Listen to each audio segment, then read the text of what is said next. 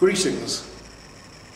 It is I, Lord Veterinary, again, here to read you another story. This time it is Dr. Seuss's sleep book. I don't yet know what this entails, but let's find out together.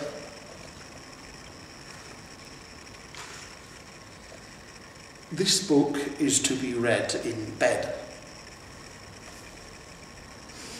Well, we shall just have to make do.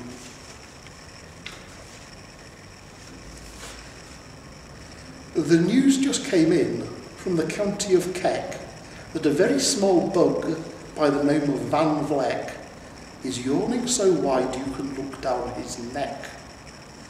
This may not seem very important, I know, but it is, so I'm bothering telling you so. A yawn is quite catching, you see, like a cough. It just takes one yawn to start other yawns off. Now the news has come in that some friends of Van Vleck's are yawning so wide you can look down their necks.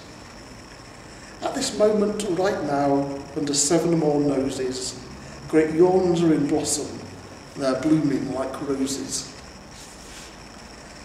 The yawn of that one little bug is still spreading. According to latest reports, it is heading across the wide fields through the sleepy night air, across the whole country towards every which way. And people are gradually starting to say, I'm feeling rather drowsy, I've had quite a day. Creatures are starting to think about rest. The biffer-bound birds are now building their nest. They do it each night, and quite often I wonder how they do this big job without making a blunder. But that is their problem, not yours and not mine. The point is, they're going to bed, and that's fine. Sleep thoughts are spreading throughout the whole land. The time for night brushing of teeth is at hand. At Herkhammer Falls, where the great river rushes and crashes down crags in great gargling gushes, the Herkheimer sisters are using their brushes. Those falls are just grand for toothbrushing beneath, if you happen to be up that way with your teeth. The news just came in from the castle of Krupp that the lights are all out and the drawbridge is up. And the old drawbridge drawer just said with a yawn, my drawbridge is drawn, and it's going to stay drawn, till the milkman delivers the milk about dawn. I'm going to bed now, so nobody better come round with a special delivery letter. The number of sleepers is steadily growing. Bed is where more and more people are going. In Culpeper Springs, the Stiltwalkers' Hall, the Stiltwalkers' stilts are all stacked on the wall. The Stiltwalker walkers have called it a day. They're all tuckered out and they're snoozing away. This is very big news. It's important to know. That's why I'm bothering telling you so.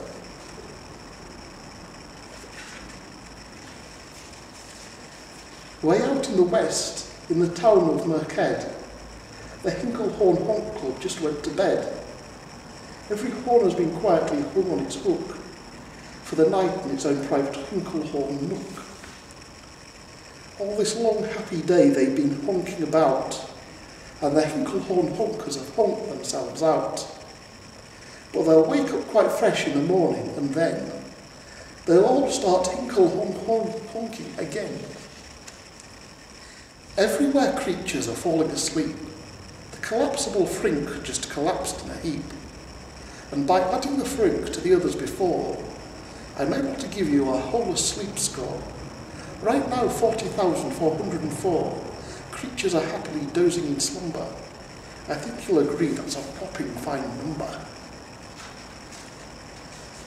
Counting up sleepers, how do we do it? Really quite simple, there's nothing much to it. We find out how many, we learn the amount by an audio-teleo count. On a mountain halfway between Reno and Rome, we have a machine in a plexiglass dome, which listens and looks into everyone's home. And whenever it sees a new sleeper go flop, it jiggles and lets a new biggle ball drop. Our chap counts these balls, they plop in a cup. And that's how we know who's down and who's up. Do you talk in your sleep? It's a wonderful sport. And I have some news of this sport to report. The world champion sleep talkers, Joe and Mo Redsoff, have just gone to sleep and they're talking their heads off. For 55 years now, each chattering brother has babbled and gabbled all night to the other. They've talked about laws and they've talked about gauze. They've talked about paws and they've talked about flaws. They've talked quite a lot about old Santa Claus. And the reason I'm telling you this is because you should take up this sport. It's just fine for the jaws. Do you walk in your sleep? I just had a report of some interesting news of this popular sport.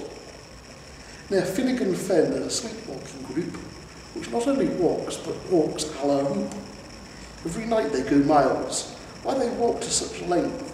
They have to keep eating to keep up their strength. So every so often, one puts down his hoop, stops hooping and does some quick snooping for soup. That's why they're known as the Hoop Soup Snoop Boo Group. Sleepwalking too are the curious crandalls, who sleepwalk on hills with assorted-sized candles. The crandalls walk nightly in slumbering peace, in spite of the slight burns of the hot dripping grease. The crandalls wear candles because they walk far, and if they wake up, want to see where they are. Now the news has arrived from the Valley of Vale that the Chippendale Mupp has just bitten its tail, which he does every night before shutting his eyes. Such nipping sounds silly, but really it's wise. He has no alarm clock, so this is the way. He makes sure he'll wake up at the right time of day. His tail is so long he won't feel any pain, till the nip mix strip gets up to his brain.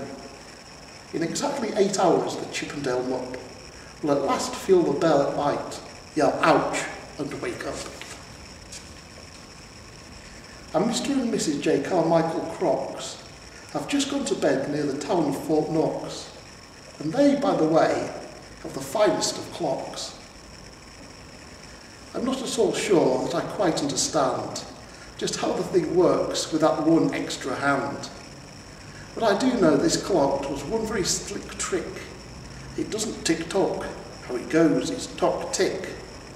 So with ticks in the tocker and tocks in the ticker, it saves lots of time and the sleepers sleep quicker. What a fine night for sleeping. From all that I hear, it's the best night for sleeping in many a year. They're even asleep in Zweiback Motel, and people don't usually sleep there too well. The beds are like rocks, and as everyone knows, the sheets are too short, they don't cover your toes. So, if people are actually sleeping in there, it's a great night for sleeping. It must be the air. It's a great night for snores. I just had to report of some boys who have tops in this musical sport. The snortiest snorers in all of Fairland, the Snorter MacPhail and his Snorter Snore Band. The band can snore Dixie and Old Swanee River, so loud it would make a 40 elephants shiver. The loudest of all of the boys is MacPhail. He snores on his head in a 3-gallon pail. So they snore in a cave 20 miles out of town. If they snored closer in, they would snore the town down. Do you know who's asleep out in Funa Laguna? 2 very nice Funa Laguna baboona. We've added them into our Who's Asleep count, which has grown to a really amazing amount. Exactly 8,808,000 creatures are sleeping now. Isn't that great? A Jed is in bed, and the bed of a Jed is the softest of beds in the world, it is said. He makes it from pom-poms he grows on his head. And he's sleeping right now on the softest of fluff, completely exhausted from growing the stuff. The news has just come from the district of Doft that 2 oft are asleep and they're sleeping aloft. And how are they able to sleep off the ground? I'll tell you, I weighed one last week and I found that an oft is so light he weighs minus 1 pound. A moose is asleep, and he's dreaming of moose drinks. A goose is asleep, he's dreaming of goose drinks. That's well and good when a moose dreams of moose juice, and nothing goes wrong when a goose dreams of goose juice. But it isn't too good when a moose and a goose starts dreaming they're drinking the other one's juice. Moose juice, not goose juice, is the juice for a moose, and goose juice, not moose juice, is the juice for a goose.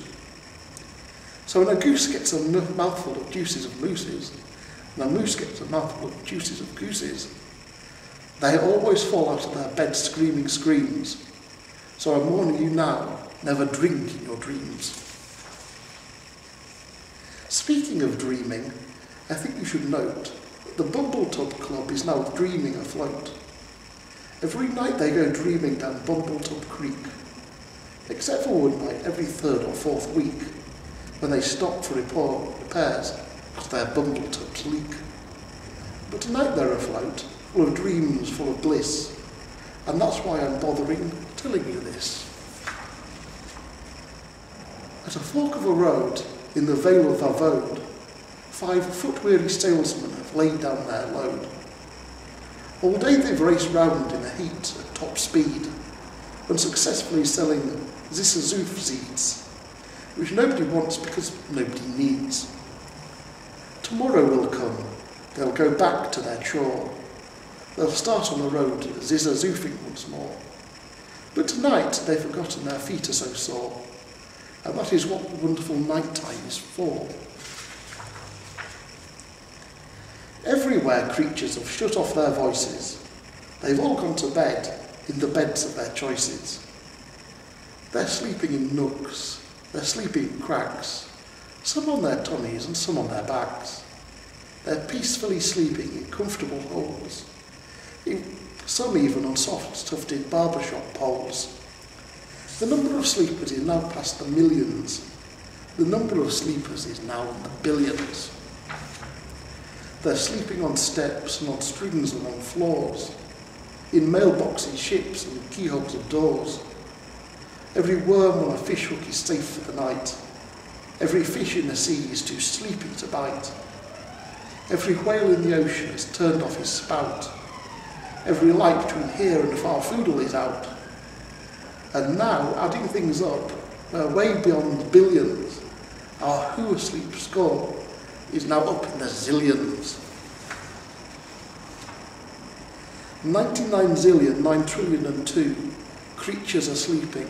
So, how about you?